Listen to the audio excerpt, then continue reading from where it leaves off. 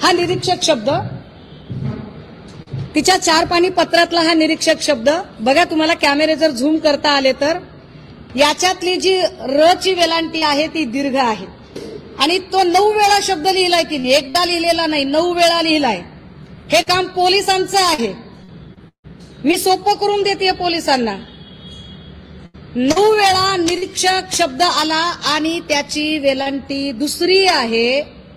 अगदी त्याच वेळेला तिच्या हातावर जो निरीक्षक शब्द आलेला आहे त्याची वेलांटी पहिली आहे आणि हे धक्कादायक आहे।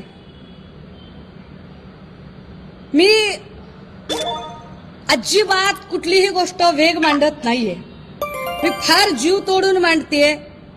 मला कुठल्याही पक्षीय राजकारणात जायचं नाहीये, मला काही देणं घेणं नाहीये। मला एवढंच म्हणायचं आहे की तुम्ही एखाद्या महिलेचं चारित्र्यहनन करताना जरा माहिती तर घेत चला। मी असा हत्येचा संशय व्यक्त केला होता, पण आता या 2 गोष्टींनी, या तरुणीची आत्महत्या की हत्या ही गोष्ट अधिक किचकट झाली आहे। ह्या 2 कागद बघितल्यावर ती हत्या झाली आहे का असं म्हणायला पुरेसा, फारच पुरेसा वाव आहे की 9 वेळा 4 पानी पत्रामध्ये लिहिलेला निरीक्षक शब्द त्याची वेलांटी दुसरी आहे आणि सुसाइडल नोट म्हणून संदर्भ घेतलेला हातावरचा जो शब्द आहे त्याच्यातली र ची वेलांटी ही पहिली आहे।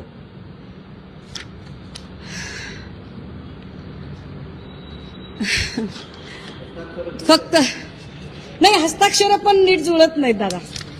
विशेष म्हणजे तिने अधीक्षक शब्द जो वापरलेला आहे ना, म्हणजे ती प्रत्येक वेळेला असा जेव्हा कधी शब्द येतोय त्यावेळेला ती दीर्घ वेलांट्या वापरते आणि याच्यातली वेलांटी तिची रहस्य आलेली आहे। हे काय आहे? याच्यावर काल महिला आयोगाने का बरं आपलं म्हणणं मांडलं नाही? सुपारी घेऊन आला होता तुम्ही, सुपाऱ्या वाजवता, सुपाऱ्या वाजवण्यासाठी येता आणि तुम्हाला जे पद दिलंय महिलांची गौरव गरिमा वाढवण्यासाठी, तिथं तुम्ही महिलेच्या चारित्र्यावर शिंतोडे उडवता। कुणाला वाचवण्याचा प्रयत्न होतोय? खरंच हत्या झालीये का? आणि जर हत्या झाली असेल तर, आणि जर अशा पद्धतीने जर स्थानिकचेच पोलीस अधिकारी संशयाच्या भोवऱ्यात असतील, ज्यांच्यावर आरोप आहे त्यांचा हवाला देत त्यांनी सांगितलेलं व्हॉट्सअप चॅट जाहीर पत्रकार परिषदेत दाखवत जर मांडलं जात असेल तर ते किती खरं धरायचं? त्यामुळे हा फारच महत्वाचा आणि भक्कम पुरावा। याच्यातला मी हस्ताक्षराचाही आता एक्सपर्टीज रिपोर्ट मागवलाय, तो मला 2 दिवसात मिळेल।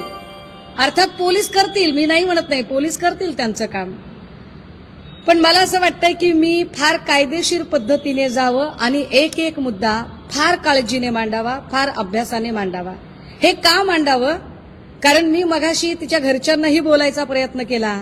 एवढी साधी माणसं आहेत, ऊसतोड कामगाराचं लेकरू आहे, ऊसतोड कामगारांच्या जीवावर फार राजकारण होतं, मतं मिळवली जातात, पण ऊसतोड कामगाराच्या लेकराबद्दल एक अत्यंत कायदेशीर आणि एक अत्यंत शिस्तबद्ध, एका व्यवस्थित तपासाच्या योग्य दिशेने जाणारी रेषा कुणीतरी मांडण्याची गरज आहे।